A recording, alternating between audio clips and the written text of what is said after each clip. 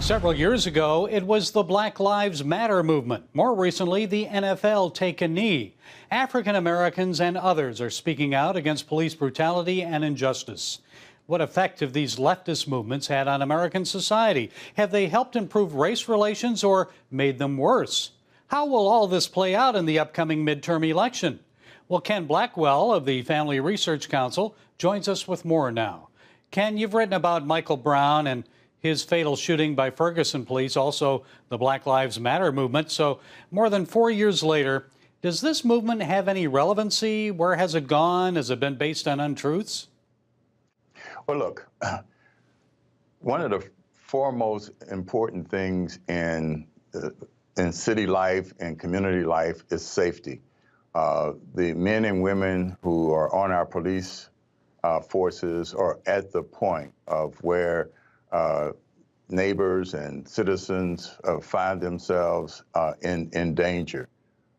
In many instances, there have to be decisions made that are life and death decisions, and 99% of the time, police officers get it right. 1% of the time, they might get it wrong. And we have systems and processes in place to take a look at those and to make sure that mistakes are called out, and where there has been brutality, it is in fact addressed. Policing is of utmost importance. It is not the time to unfairly rebel-rouse and create anxiety. And that's what some of these leftist-leaning groups, Antifa, Black Lives Matters, they're for disruption, they're for division and subtraction, not multiplication and addition, which is such needed in human relations in our communities. Ken, do they have a legitimate complaint, though? Don't people of color face more mistreatment and injustice from police and the legal system than white Americans? Look, the fact of the matter is that there's a disproportionate percentage of blacks and Latinos and people of color who have interactions with police departments.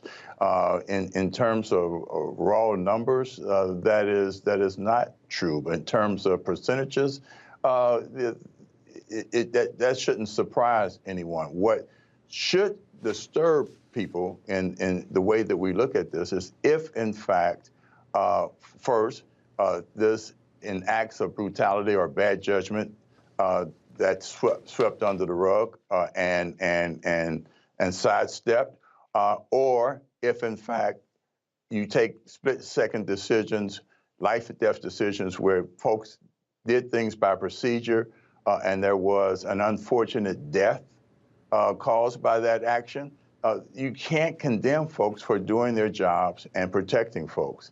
And so as it relates to making sure that justice is done, we have to make sure that there's sufficient oversight, that we're using all technology so that we actually can make a judgment call after the fact. In many of these instances, split-second decisions have to be made by human beings who are trained, but human beings nonetheless, that are in fact life-death decisions. Back to the movements themselves, Black Lives Matter, NFL Take a Knee movement, how have they affected minority attitudes against the police? Well, I think what they have done is that they have exacerbated bad relations between the community. It's not as if local elected officials, civic groups don't take action when action is needed. Many times these outside groups come in just to create division and strife and disrupt civic life in communities that don't need disruption. There are many ways that leading public figures that happen to play football or baseball who see an injustice, for them to speak out. I don't think that it is appropriate or the most effective way for those folks to take a demonstrative act against our flag, our pledge of allegiance, the pledge to the flag, the national anthem. These things are in place to engender a cohesive, cooperative action as a nation. And these things speak to our common bond.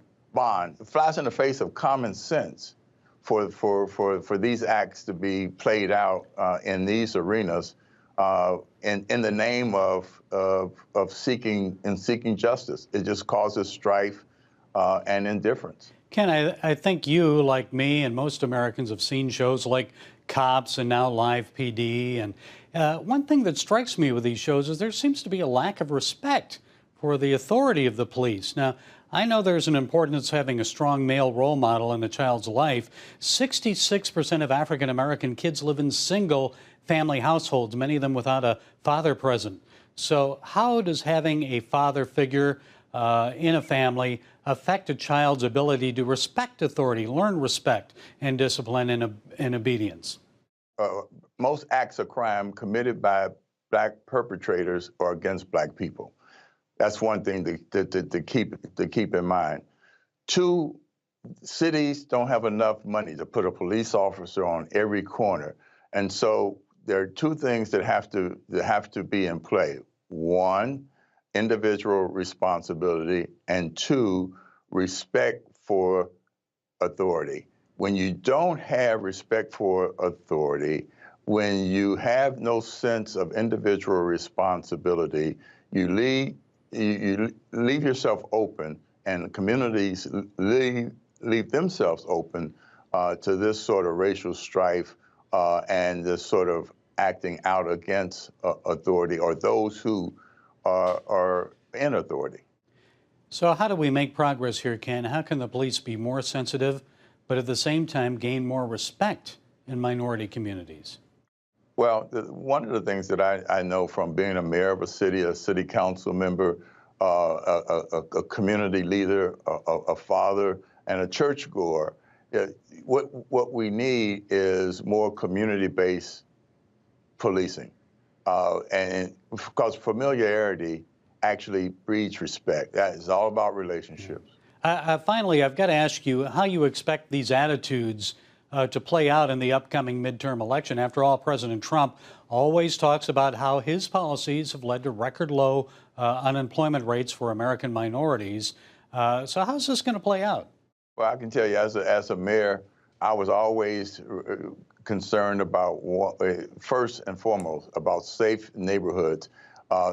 The fact of the matter is that I don't care what community you go in, people are concerned about their safety and the safety of their children. And so we make a mistake if we think that the disrespect for police officers is a blanket disrespect in the African American community. Many police officers in these communities are Hispanic and African American people of color.